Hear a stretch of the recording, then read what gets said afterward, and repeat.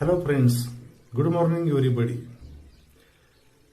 Welcome to my YouTube channel. माझे नाव Balkrishna Kadam sir आहे. हा व्हिडिओ पाहण्या अगोदर सबस्क्राईबला क्लिक करा आणि बेल आयकॉनला सुद्धा क्लिक करायला विसरू नका. निश्चितच तुम्हाला हा व्हिडिओ पाहताना आनंद होण्यास मदत होईल. तर आज आपल्याला ब्लॅकबोर्डवरती तुम्ही पाहिलं तुमच्या लक्षात येईल की 10th class unit 1 sub unit 1.2 we are learn to the better of lesson. The name of lesson an encounter of a special kind. Encounter of special kind. निश्चितच हा पाठ पाहताना किंवा हा लेसन अभ्यासताना आपला आनंद होण्यास मदत होईल. विद्यार्थ्यांना यामध्ये रस गोडी निर्माण होईल. कारण शिक्षक आणि विद्यार्थी यांचं नातं फार जवळचं आहे.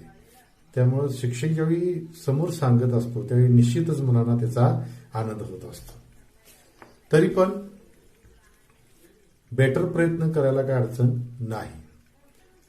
आणखी एक सूचना आहे विद्यार्थ्यांना, घरी राहा, सुरक्षित राहा, कोरोनापासून आपला बचाव करा. तोंडाला मास्क घालायला विसरू नका. घरी असू दे, घराच्या बाहेर असू दे, मित्राबरोबर असू दे, सुरक्षित अंतर ठेवून मास्क घालून सॅनिटायझरचा वापर करून आपली सुरक्षितता निश्चितच बघायला काही अडचण नाही. ठीक आहे, चला तर आपण हा lesson 1.2 and encounter of a special kind. माझ्याकडे पुस्तक आहे, तुमच्याकडे पुस्तकाची गरज आहे. प्लीज पुस्तक हातात घ्या, म्हणजे मी काय सांगतोय ते तुमच्या लक्षात येईल. ठीक आहे, चला तर आपण आज लेसनला सुरुवात करायची आहे. 1.2 and encounter of special kind. Warming up chitchat, page number 7. Page number 7 वरती वॉर्मिंग अप चिटचॅट आहे. चिटचॅट गप्पा गोष्टीमध्ये एक चित्र आहे. चित्राच्या शेजारी प्रश्न काही दिलेले आहेत आणि या प्रश्नाचे उत्तर चित्रात पाहून आपल्याला द्यायचं आहे. चित्रामध्ये नेमकं काय चाललेलं आहे हे आपल्याला बघायचं आहे. निश्चितच तुम्हाला हे चित्र आवडेल. चित्रामध्ये एक मुलगी नदीला पूर आलेला आहे,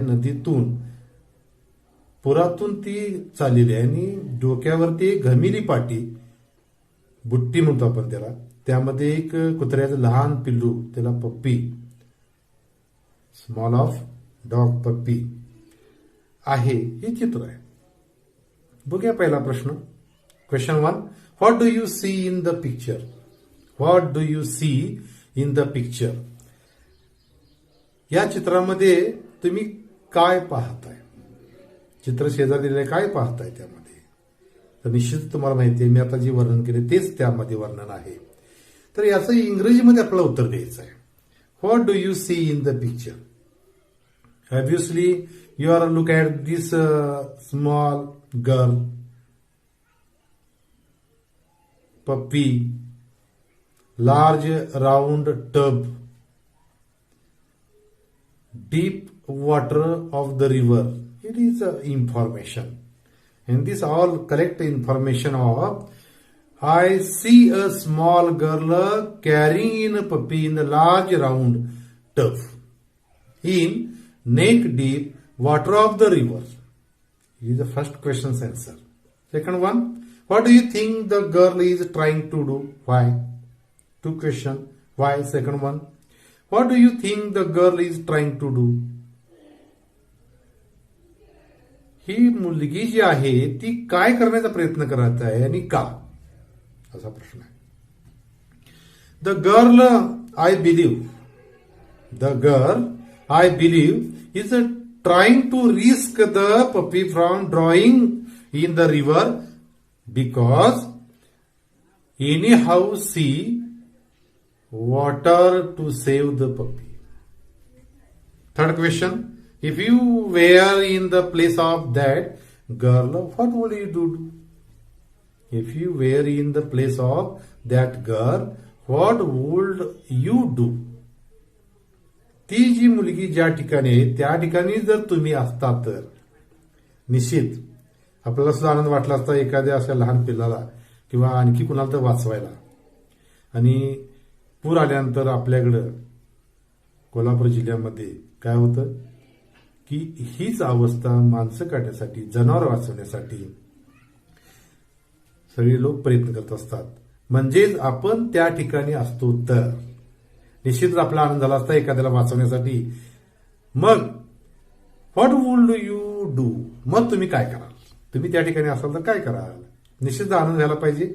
तर बघा काय करता येईल आपल्याला. I would also have to try to rescue the पप्पी.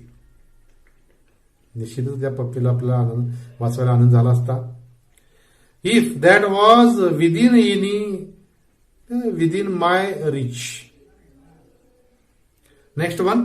Do you think she will become successful in the mission? ती जी चित्रामध्ये असणारी जी मुलगी आहे, do you think she will become successful in this mission? ती चित्रामधली मुलगी जी आहे ती तिच्या त्या कामगिरीमध्ये यशस्वी झाली असेल का? Yes, of course. Question answer is yes. The girl has rescued that puppy from drowning in the river, so I think she was successful in saving the puppy. Saving the puppy. Next one. Match the appropriate heading with the images. त्याच पानावरती, पान क्रमांक 7 वरती warming up मध्ये match the appropriate heading with the images हा एक प्रश्न घेतलेला आहे खाली. Look at this any 4 images. हावर luxuries bungalows, my favourite pastime, what commotion, engrossed in my book. Any 4 picture. But column A headings, column B images, numbers. Look at page number 7. Our luxuries bungalows. The images number is C. म्हणजे पहिल्याला 1 नंबरच्या option C. My favorite pastime option A. What a commotion option D. And engrossed in my book option B. निश्चितच पान क्रमांक 7 वरचे दोन्ही प्रश्न चित्र पाहून प्रश्नांची उत्तर द्या आणि match the appropriate heading with the images ही सुद्धा तुम्हाला समजलं असेल. तुमच्या वहीमध्ये याची नोंद करून घ्यायला काही अडचण नाही. निश्चितच हे ऐकल्यानंतर आणि तुम्ही वहीत लिहून घेतल्यानंतर तुम्हाला आनंद होईल. असू द्या. Let us start to the lesson. आता आपण काय करूया, लेसनला सुरू करूया. And encounter of a special kind. त्याचा अर्थ काय? तर ह्याचा अर्थ आहे एक अविस्मरणीय किंवा अनोखी चकमक. अविस्मरणीय चकमक आपल्या आयुष्यामध्ये, प्रत्येकाच्या आयुष्यामध्ये होत असते. फक्त लक्षात ठेवण्यासारखी असेल तर. जर लक्षात ठेवण्यासारखी असेल तर निश्चितच तुम्ही इतरांशी काय करा, ती शेअर करा, जशी तपन मुखर्जींनी यामध्ये केलेली आहे. तर आता आपल्याला लेसन सुरू करण्या अगोदर थोडस इंट्रोडक्शन मध्ये एक थोडी माहिती घेऊया. Introduction. This is the story by Tapan Mukherjee about a young boy who risk nurse and save a baby langur attack by a dominant male langur with intent to kill it. The story depicts a bond of trust and mutual understanding between man and woman, man and animal, man and any other animals, man and any other. It is look this introduction. Okay, start to the lesson. First paragraph, page number 8. My father was a medical professional working for a private company, Raniganj in West Bengal. My father was a medical professional working for a private company. The writer says that my father was a medical professional working in a private company. In Raniganj in West Bengal. पश्चिम बंगालमध्ये रानीगंज या ठिकाणी जी private company आहे, औषध company असेल, म्हणजे भरपूर प्रकारच्या कंपनी असतात, पण या ठिकाणी कसं आहे, मेडिकल प्रोफेशनल असल्यामुळं ही प्रायव्हेट कंपनीमध्ये ते वैद्यकीय सेवा त्यांची वडील करत होते. The officers of the company were housed in individual bungalows inside large campus. या ठिकाणी काम करणारे जे ऑफिसर्स आहेत त्यांना स्वतंत्र अशी बंगलो टाईप घरं आहेत त्या दिल्लीत. आणि ही घरं, ही बंगले लार्ज कॅम्पस, विस्तीर्ण असा प्रदेशावरती ती पसरलेली आहेत. भरपूर अशी जागा कंपनीची आहे, ज्या जागेवरती त्यांची घरं बांधून त्यांना राहण्याची व्यवस्था केलेली आहे. Our house was in a corner of the campus. Writer says our house was a corner of the campus.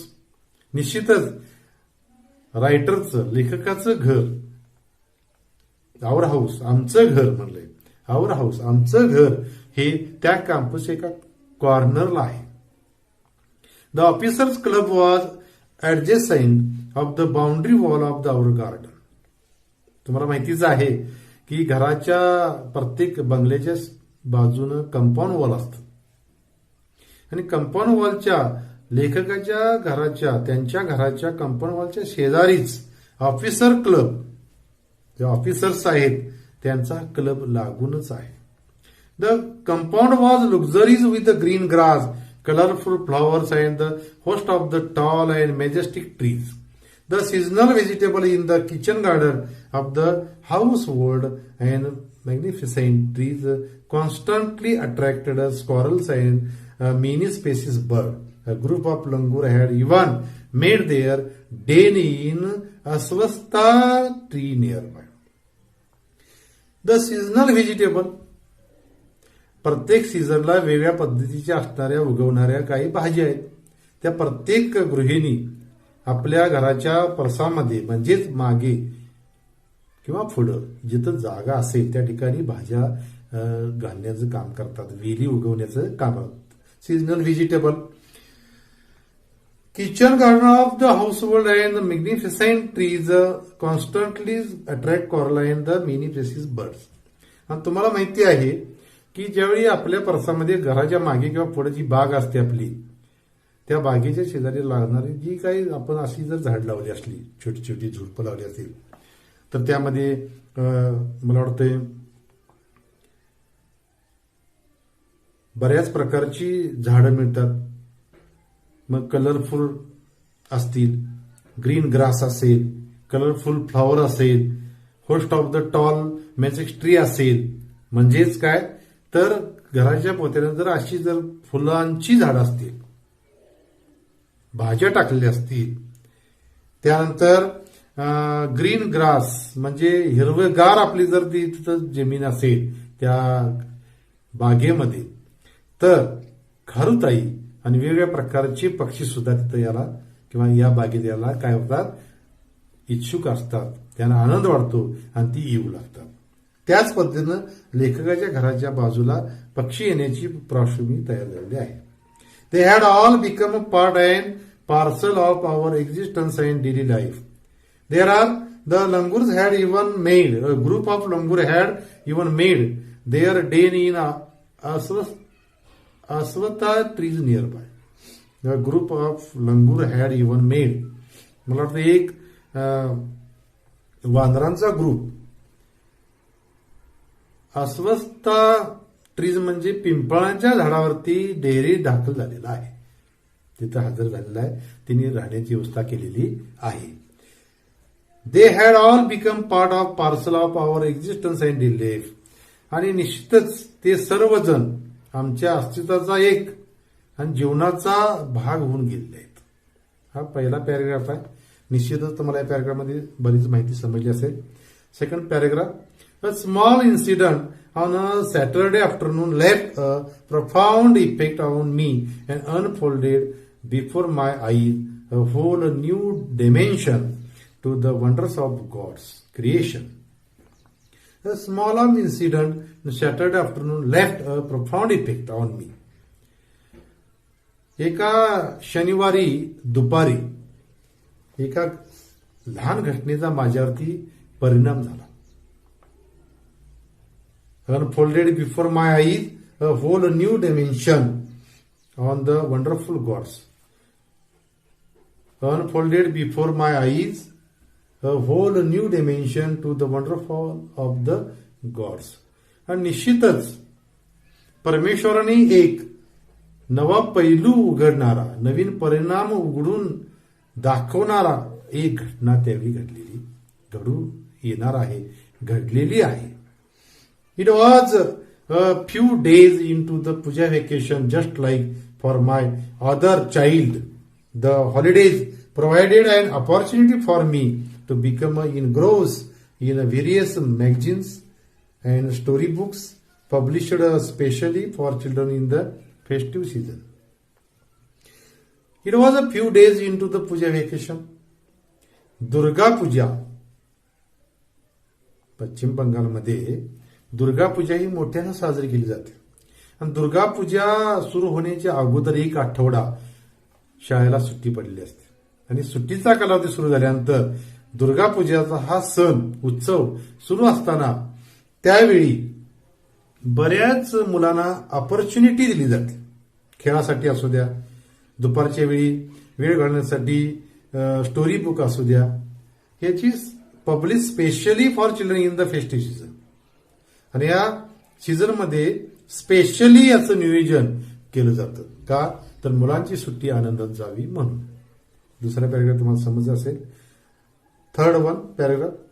After a hearty lunch my parents and my younger sister lay down for an afternoon nap. After a hearty lunch,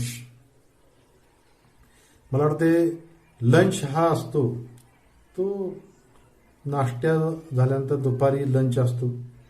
आणि lunch जेवताना सगळे एकत्र येऊन जेवतात, त्यामुळे hearty lunch, खूप सुंदर lunch असतो हा. जेवण सुंदरच असतं. My parents and my younger sister by lay down for afternoon nap. आणि जेवण झाल्यानंतर दुपारची वाम कुक्षी घेतली जाते. दुपारची थोडीशी छोटीशी विश्रांती घेतली जाते. त्याला काय म्हटलं गेलं इथं तर आफ्टरनून नॅप म्हटले. And I settle down with a story book. Writer read the story book. Settle this time. The quite afternoon present the perfect backdrop for reading on adventure story. And the writer this time read the story books. But this story book, the adventure story books. The silence was occasionally broken by the sound of my family snoring. लेखक काय म्हणतोय की मी वाचत असताना माझ्या वाचनामध्ये काही अडथळे येत होते. तो अडथळा पहिला कुठला होता तर पहिला अडथळा होता की the sound of my family snoring. घरी झोपल्यानंतर काही लोक घोरतात, त्या घोरण्याचा आवाज सुद्धा आपल्याला अडथळा आणतो आणि तसा अडथळा इथे येत होता. The intermediate chirping of house sparrows. त्यात दुसरा अडथळा कोणता तर चिमण्या ह्या चिवचिव करत होत्या. अधूनमधून घराच्या बाहेर परसामध्ये किंवा घराच्या उतरत्या कौलांच्या त्या ठिकाणी चिमण्या येतात, जर तसं वातावरण असेल तर, आणि त्या चिवचिव करतात. त्याचा अडथळा येत होता. निश्चितच the harsh cawing of the crow, the shrill call of kite flying high above the ground. त्यात भरीत भर म्हणजे कावळ्यांची कावकाव आणि घार, काईट म्हणजे घार, घारीचा सुद्धा आकाशातून भर मात्र ती करते तर मोठा आवाज करत जात असते, त्याचा सुद्धा अडथळा येत होता. Minutes ticked by I became deeply observe in the books. आणि मी त्याच वेळी पुस्तक वाचण्यामध्ये फार घडून गेलो होतो. एखादं पुस्तक सुंदर वाटलं तर निश्चितच आपण सर्वजण काय करतो की त्यामध्ये गडून जातो. निश्चित आपल्याला त्याचा आनंद येत होतो आणि आपण गर्क होतो. Next paragraph. Suddenly I heard a group of street dogs barking furiously in the distance. I chose to ignore the commotion, thinking that the pack of dogs might have cornered, a place pig.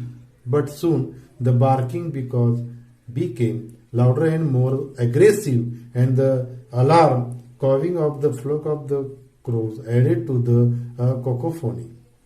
I also hear the disturbance approaching closer.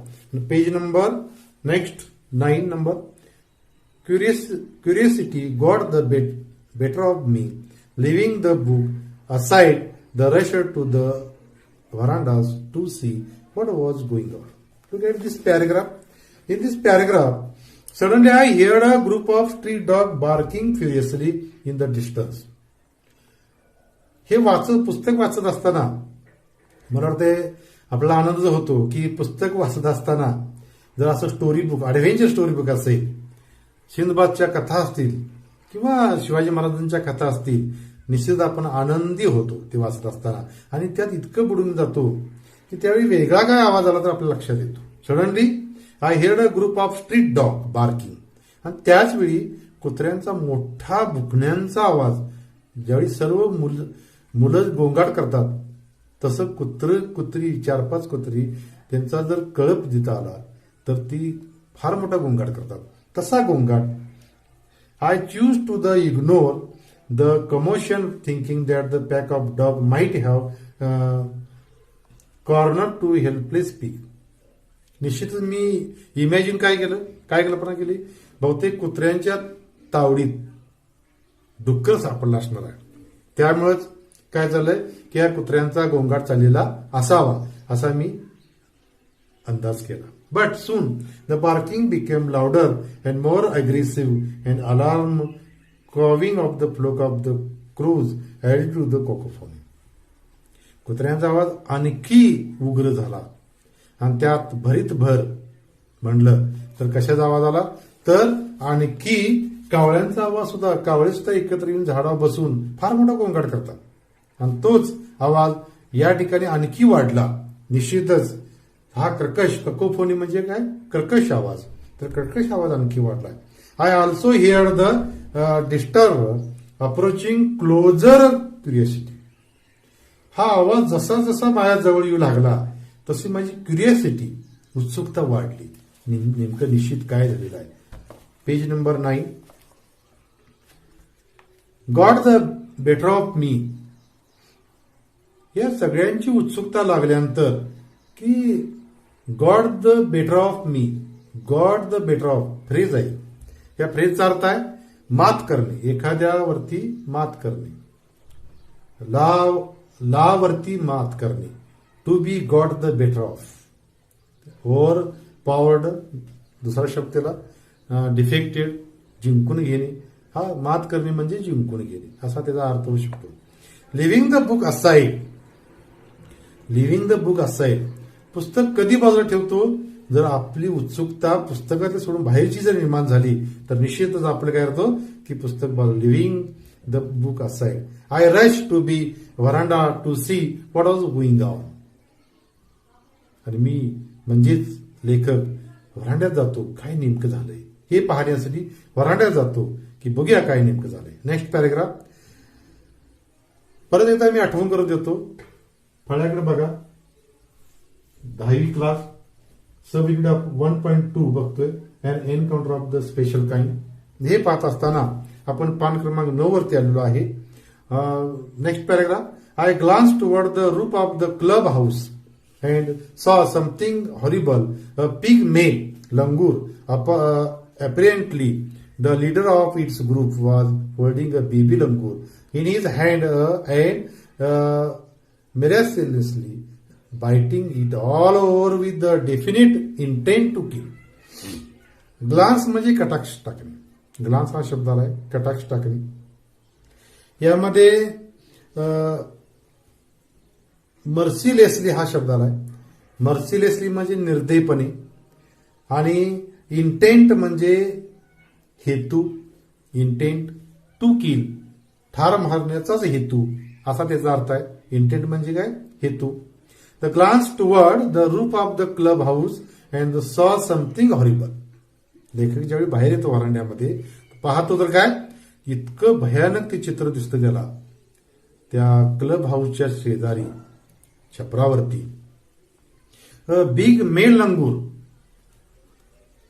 म्हणजे मोठा जो वानर असतो तो वानर त्या ग्रुपचा leader असतो आणि त्याने एका लहान लंगूरला म्हणजे लहान वानर असतो त्यांच्या कळप मधला त्याला पकडलं असतं पायात धरून त्याची तो लचके तोडत असतो. त्याचा हेतू काय असतो? चावून लचके तोडणे याचा हेतू काय? तर इंटेंट टू किल ठार मारण्याचाच त्याचा हेतू होता. The helpless mother of the baby and other lesser member of the langur group were scattered on the roof of the building nearby watching the baby being killed. त्याच लहान बाळाची आई helpless होऊन म्हणजे असहाय होऊन दुसऱ्या एका घराच्या कवलावरती आणि त्यांच्या ग्रुपमध्ये असणारी कळपामध्ये असणारी वानर छोटे छोटे जे आहेत ते इतरत्र असे विखरून बसलेले आहेत आणि काय पाहतायत तर तो बघा काय पाहतायत ते तर कसा तो लहान त्या बेबी लंगूरला कसा मारतो हे पाहताय. I recall the terrible custom in the animal clan according to which dominant male usually does not allow another male baby or adult to survive within in group. I recall the terrible custom in the animal clan according to the watch dominant. निश्चितच तो जो मोठा वानर असतो तो आपल्या कळपामध्ये जर नर वानर लहान असेल तो पुढे जाऊन आपल्याला काही त्रास करणार नाही म्हणून त्याला ठार मारण्याचं काम करतो असं माझं वाचनात आलं होतं आणि हे लेखकाला आठवतं. Next paragraph.